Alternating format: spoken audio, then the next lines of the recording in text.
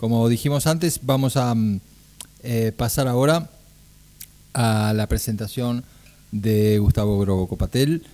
Gustavo es, bueno, una persona a la que uno por esa parte periodística que tiene consigue el privilegio de conocer un poco más de su pensamiento y de su acción. Yo tengo una admiración realmente por su pensamiento interdisciplinario, por su mirada de largo plazo, y siempre que lo escucho me deja pensando muchísimo.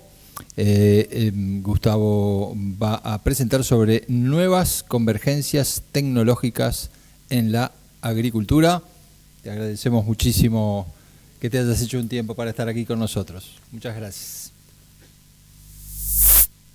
Bueno, muchas gracias. Gracias. No sé si me escuchan bien. Entiendo, Estamos perfecto, entiendo que Gustavo. me... Ah, perfecto. Gracias, Eduardo. Un gusto siempre poder acompañarte e intercambiar con los amigos, los vecinos de Uruguay sobre estas cuestiones, ¿no? Este, Creo que ser agricultor en Uruguay, lo he dicho siempre, es un desafío mayor.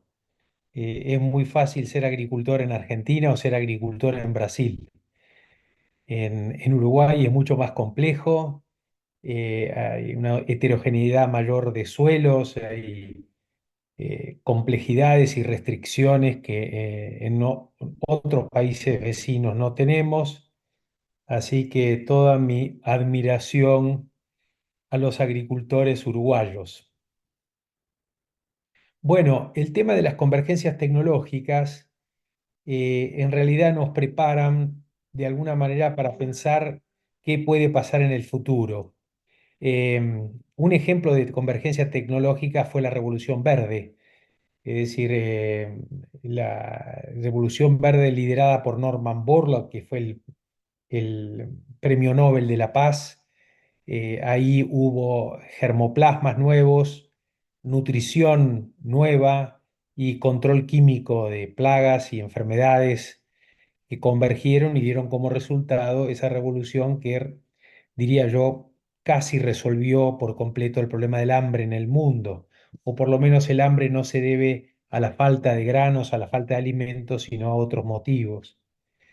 Este, Esa convergencia tecnológica tuvo que ver con desarrollos que se hicieron durante la Segunda Guerra Mundial y con un incipiente conocimiento de la biotecnología y de la genética que empezó a despertar ahí alrededor de la década del 40 o del 50, cuando Watson y Crick descubrieron el idioma de la vida, cómo era la vida en estas proteínas ACTG que formaban la helicoide de los cromosomas y que explicaban de qué manera la vida evolucionaba y se reproducía. Hubo una segunda convergencia un poco más cercana que tuvo epicentro en Argentina y un poco más tarde en Brasil y tuvo sus derivaciones aquí en Uruguay, que es la revolución de la siembra directa.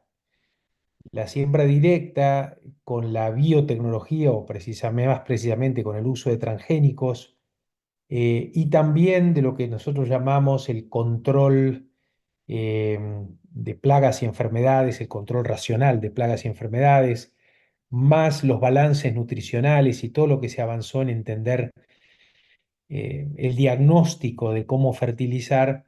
Uno podría decir que es una segunda revolución que arrancó ahí en la década del 80, que tuvo su máxima expresión en la década del 90 y acá en Uruguay a partir de los años 2000 y demás. La pregunta es cuál es la próxima convergencia, ¿no? Y para hablar del futuro es muy difícil. El famoso escritor argentino Borges decía que el futuro es presente. ¿Por qué? Porque el futuro uno lo imagina desde lo que está pasando. El futuro, digamos, uno cuando habla de futuro está hablando de lo que se imagina que puede pasar, pero proyectando al presente. Es decir, si uno no puede imaginar cosas que seguramente en 10, 20 años, y más ahora con las tecnologías nuevas y con todas las innovaciones que van apareciendo. Pero vamos a hacer un ejercicio de esta nueva convergencia tecnológica porque ya estamos viendo muchas partes de esa convergencia y probablemente en general estas convergencias actúan de alguna manera cuando algo las dispara. Alguien impulsa, es como una chispa, ¿no es cierto?, que enciende el fuego, ¿no? En la primera convergencia de Norman Borlaug fue el pedido de los agricultores en la India, casi una especie de revolución popular que se generó en la India, pero probablemente esto va a ser reconocido, que le voy a contar, como una revolución o como una convergencia tecnológica cuando haya algo que las impulse y que de alguna manera las coordine, las sintonice y hagan que todas la suma de las partes sea mucho más que las partes. Desde hace un tiempo cuento la impresión que me llevé al conocer un científico en el MIT en Boston que había inventado un inyector de semillas, que es un aparatito que tenía la posibilidad, a través de una tecnología absolutamente nueva, de inyectar semillas en el suelo a una velocidad muy alta. Este, es la misma tecnología, yo no sé si hay algún diabético ahí. Hay unos aparatitos que te pegás acá en el brazo y sin hacerte daño, sin sentir un pinchazo, vos podés ir midiéndote online qué cantidad de glucosa tenés. Eso tiene que ver con una tecnología nueva, que es como una especie de rayo mínimo que permite a alta velocidad sacar muestras de sangre y vos la podés tener inmediatamente el resultado. Bueno, lo mismo, este científico usaba una tecnología muy parecida, era un dispositivo muy pequeño donde cuando lo disparabas hacías que la semilla saliera a una velocidad tal que no necesitaras hacer un agujero, directamente la semilla se inyectaba. Recuerdo que cuando fui a visitarlo, él me mostró esto como algo una novedad, pero no entendía muy bien para qué podría servir. Y uno me puse a imaginar qué podría pasar si las sembradoras, en lugar de sembrar haciendo un tajo en el suelo, como lo hacen las de siembra directa, se reemplazarían por estos dispositivos de inyectores. Como no hay que hacer un tajo, no se necesita tracción, es decir, no necesitarías un tractor porque no tenés que hacer fuerza, directamente serían como inyectores que van, digamos, una sembradora que avance y estos inyectores colocando la semilla de la forma que uno la regule, ¿no? O sea que uno podría pensar que en el futuro esas máquinas no tendrían tractores, podrían ser robots, y como no son anchas, podría ser de uno, dos, tres surcos, no existe el problema de la velocidad. Uno con la sembradora va a poca velocidad para darle tiempo a la sembradora que vaya copiando el suelo, ¿no? Entonces, uno se imaginaba robots que vayan a 20, 30 kilómetros por hora inyectando semillas en el suelo. Esos robots podrían ser producidos en impresoras 3D con diseños propios de cada productor, y podrían ser además conducidos a dónde tienen que ir y a dónde no, a través de GPS que marquen de alguna manera a dónde se siembra, a dónde no se siembra, generando una especie de agricultura de precisión 2.0. Uno podría determinar metro cuadrado por metro cuadrado en dónde colocar semillas y dónde no, o con qué densidad. Bueno, esto tiene varias derivaciones. Por ejemplo, sería la destractorización de la agricultura. No se necesitarían más tractores. Y también las sembradoras que se utilizarían serían ultralivianas, hechas con plástico, porque también no se necesita el peso, digamos, de la sembradora para poder inyectar la semilla. En fin, Es una idea que podría causar impactos de distintos temas en muchos lugares del mundo. Al sembrar con robots, uno se puede imaginar que puede sembrar en zonas de mucho calor, puede sembrar a la noche y además no necesitas desmontar para poder sembrar, porque uno desmonta porque necesita facilitar el paso de las maquinarias, de las sembradoras. Uno podría dejar los árboles como están e ir inyectando semillas entre árbol y árbol con robots que vayan esquivando los árboles. Bueno, esta tecnología no está en el mercado, obviamente, pero sí está en los laboratorios. Y puede hacer que algo suceda, que en algún momento esta tecnología empiece a aparecer. Este, y en general, los países que no tienen fábricas de maquinarias no tienen que defender el temor a defender el trabajo que se puede llegar a perder. Así que sería una oportunidad para que en Uruguay aparezcan algunas fábricas que hagan este tipo de robots que inyecten semillas. Las semillas también tienen muchas novedades, ¿no? La famosa semilla lista para usar, semillas modificadas genéticamente a través de CRISPR, que es la edición génica o la transgenia, producir semillas que tengan más tolerancia a la sequía, a la salinidad, y a otros montones de problemas. Esa semilla lista para usar podría estar recubierta por inoculantes, por productos químicos que la protejan, por algunas gomas. Hay productos biológicos que son gomas que facilitan el nacimiento por una nueva generación de inoculantes. Ya hay en premercado especies de bacillus o especies de pseudomonas, que son bacterias que solubilizan el fósforo y que de alguna manera generan aumentos en la productividad, además de lo del conocido rizobio en el nitrógeno. Es decir, esas semillas tendrían una carga de microorganismos, de química y de biotecnología que constituyen un artefacto eh, altamente sofisticado, ¿no? La nutrición, por ejemplo, hay algunas novedades que son importantes, ¿no?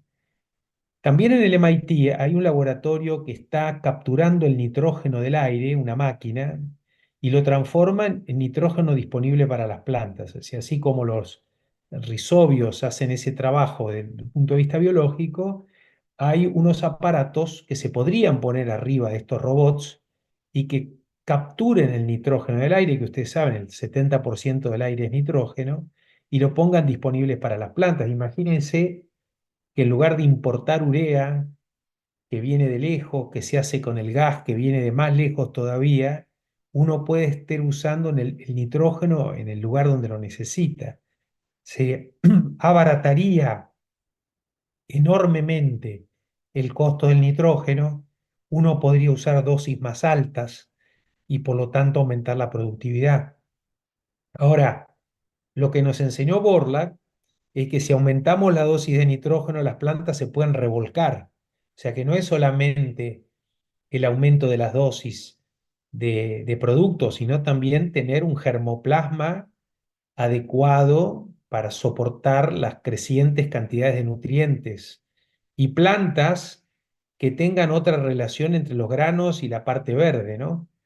Antes de la revolución verde, la relación entre el grano y la paja de trigo era 1:3.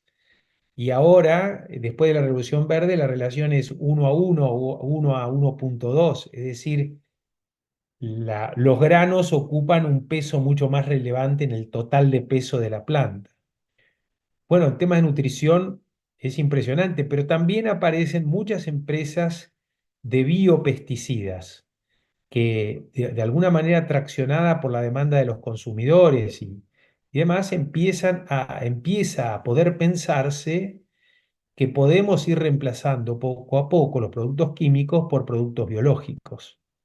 Y ahí hay un montón de empresas que reciben inversiones enormes y que se dedican al desarrollo de este tipo de productos. Este, La otra convergencia importante no tiene que ver exclusivamente con lo tecnológico, tiene que ver con que esos robots pueden ser autopropulsados por baterías de litio que se recargan con energía solar o energía eólica, es decir, una transición muy rápida hacia el uso de energías renovables. El uso de la digitalización y la inteligencia artificial que está tan de moda ahora, ¿cómo lo veo yo? Bueno, es que uno podría capturar mucha información de esta agricultura metro por metro, y procesar esa información y entregar resultados en tiempos reales. Es decir, yo podría estar pasando una pequeña cosechadora y capturando información que permita de alguna manera procesarla y transformarla en conocimiento, una especie de un INEA en cada campo, ¿no? O sea, no necesitaríamos más ir a Estanzuela o a Línea para hacer estos trabajos, sino que uno los podría desarrollar para que cada campo, cada potrero, cada metro cuadrado nos envíe la información que necesitamos y nos permita ir haciendo los ajustes tecnológicos, rápidamente. Bueno, hay otros aspectos tecnológicos de la convergencia, de la logística, que es tan importante y tan costosa en Uruguay. Uno habla en general se habla de la uberización del transporte y ya hay empresas que están empezando a trabajar con ese concepto.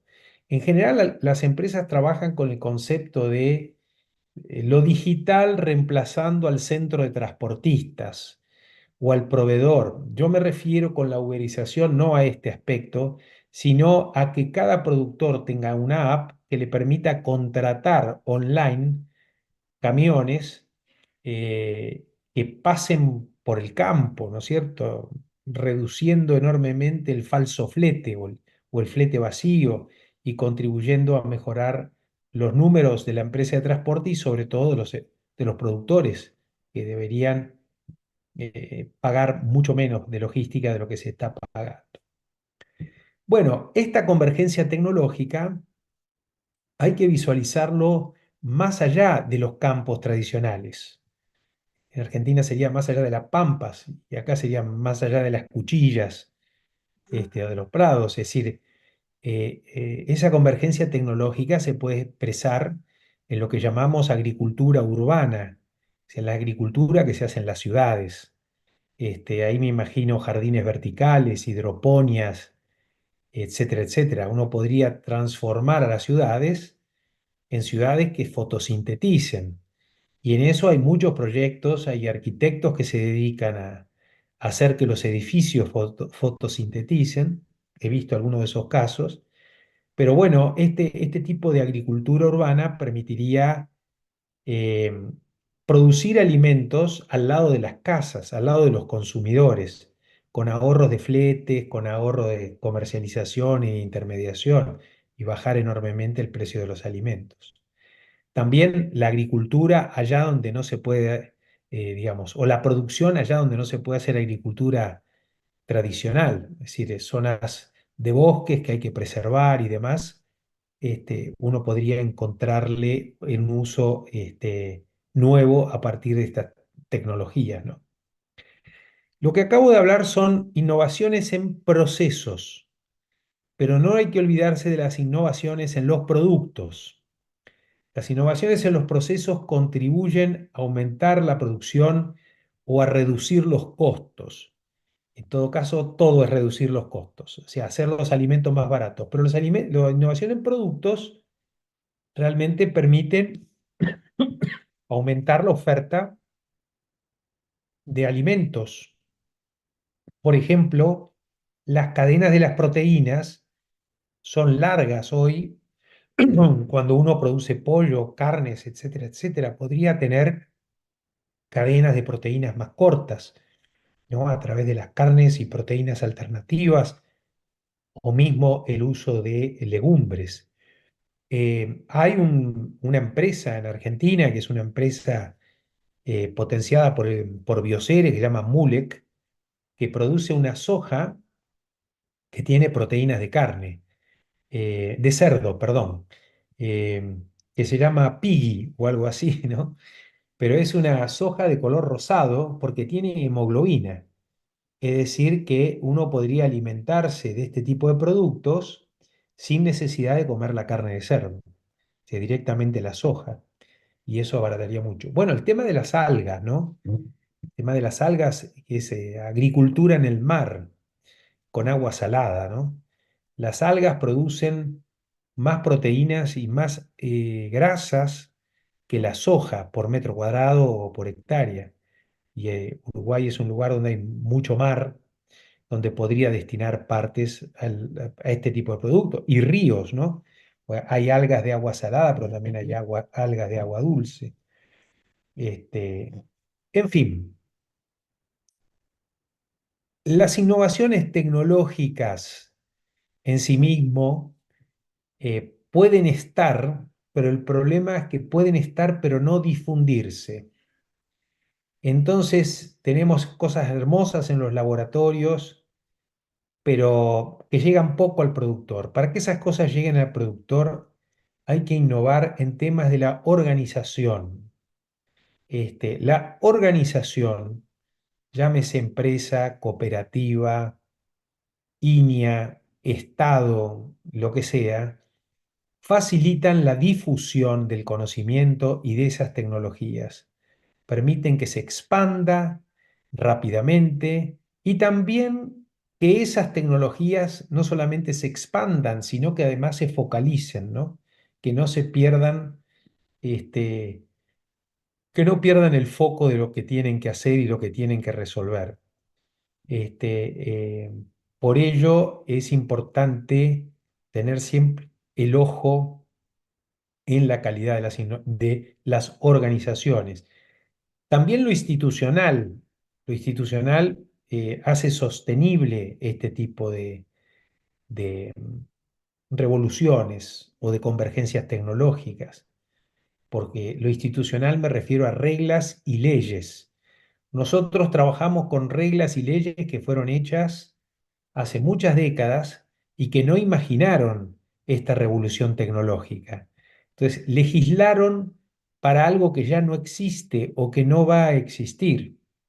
Este, bueno, legislaron para un transporte determinado, pero no legislaron para la uberización del transporte. Legislaron para una forma de conservación vinculada con la mecanización, pero no legislaron para una agricultura sin mecanización. El tema de las leyes de arrendamiento, ¿no? El caso, bueno, más famoso de Argentina, ¿no es cierto? Explotó los arrendamientos de los campos, el 80% se hace arrendamiento y la ley de arrendamiento era de una época donde no se arrendaba o se arrendaba mucho, muy poco. En fin, las leyes y lo institucional tiene que acompañar las innovaciones tecnológicas y organizacionales en tiempo y forma para no perder lo que llamamos el momento, ¿no? Bueno, el otro tema es la integración al mundo, por supuesto. Si hay mercados, esto se acelera. Si no hay mercados, esto se enlentece, ¿no? Uruguay produciendo proteínas, Uruguay produciendo hidratos de carbono, fibras y demás, tiene en el mercado mundial su principal cliente, porque somos pocos acá en la República Oriental. La integración al mundo tiene que ver también con no solo vender pescado, sino enseñar a pescar, ¿no? Si no solamente vender soja, maíz o carne, sino a transferir tecnología a otros países, porque esa transferencia tecnológica, uno puede pensar, dice, bueno, si le transfiero la tecnología me estoy perdiendo mis clientes, le estoy enseñando los secretos a los clientes, pero bueno, en esa transferencia tecnológica también vendemos tecnología, no solamente los productos. La sociedad tiene que estar involucrada, ser parte, ser incluida. Muchas veces se hacen estas transformaciones revolucionarias y hay una reacción de la sociedad en contra y entonces atrasan el sistema. Para finalizar, a medida que aumenta el uso de tecnología, uno tiende a irse sin referencias. Entonces, propongo repensar permanentemente el propósito de las acciones, ¿no? Propósito de las acciones qué es lo que queremos lograr como sociedad, como personas y demás. Amartya Sen, que fue el premio Nobel de Economía, de la economía de la felicidad, decía, hipotetizaba de que la felicidad era un buen propósito, una sociedad feliz, y que esa sociedad feliz se daba cuando la sociedad desarrollaba algunas capacidades, la capacidad de ser libre, la capacidad de ser autónomo, la capacidad de ser empleable, de ser emprendedor, de ser saludable, de ser solidario. De alguna manera, una economía del cuidado de la persona y de los recursos. Entonces, la propuesta es, nuestras acciones, esta tecnología, estas convergencias, ¿ayudan a que esto se logre, a desarrollar estas capacidades? Bueno, si no lo hacen, tendríamos que repensar el sentido que le damos a estas cuestiones. Bueno, hasta aquí mi lata. Espero que le haya gustado y si hay alguna pregunta, con gusto las respondo. Gustavo, te agradecemos mucho. No es todos los días que podemos tener a alguien como Gustavo Grobocopatel para hacer alguna pregunta, así que vendría bien al caso que alguien quisiera hacerle alguna consulta.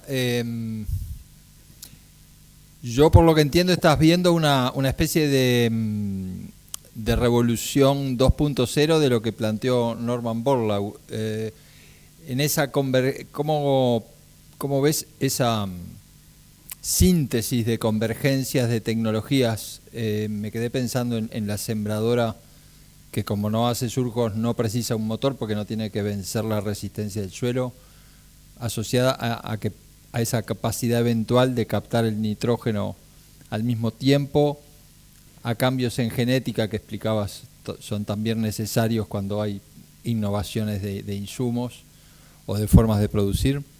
Estamos, no sé, ante un cambio de paradigma que cómo lo ves sintetizándose, más allá de que estemos presos de imaginarlo partiendo de nuestras convicciones del presente y algún cisne negro se nos va a cruzar por el camino.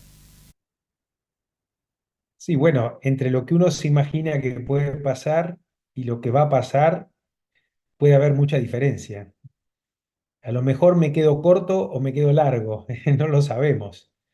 Lo que yo les dije al principio es que uno imagina el futuro, pero en realidad se basa en cosas del presente, ¿no? Todo lo que dije está respaldado porque existen estas cosas. Falta desarrollos que las puedan conectar, que las puedan desarrollar. Por eso hay empresas innovadoras, ¿no? O existieron o existen los Apple de la vida, los Elon Musk o lo que sea. Quizá dentro de 3, 4 años con Elon Musk uno pueda viajar de distinta manera. Bueno, ya estamos viajando de distinta manera en los autos que hace él, pero yo creo que en general, digamos, dentro del ecosistema social hay gente que tiene distintos roles. Es probable que haya gente acá, digamos, que tengan este rol más de innovador y se enganchen en el desarrollo de estas cuestiones. Y hay personas que tienen un rol como más operativo, de hacer las cosas, concretarlas. Y todas tienen roles importantísimos, ¿no? Lo importante para mí es cuando uno define políticas públicas o hacia dónde va la empresa y demás, no perder de vista este tipo de cuestiones, porque son cuestiones que pueden cambiar. Ahora, claro, pueden cambiar dentro de 5 años, ¿no? Entonces, si uno se pone a hacer las cosas ahora pensando en lo que va a pasar dentro de 5 años, es probable que se funda en el camino, no llegue. Entonces, el tiempo es muy importante, hay que ser de su tiempo. Y es toda una cosa para quienes nos gusta el tema de innovación, es un tema apasionante, ¿no? De cuál es el tiempo adecuado para llevar adelante transformaciones revolucionarias. Pero bueno, eso que cada uno escriba su propia historia, ¿no? Vemos que tenés compromisos, así que, salvo que haya alguna pregunta ya, te agradecemos muchísimo que te hayas hecho un tiempo para compartir tu mirada con nosotros. Un abrazo y un abrazo a todos.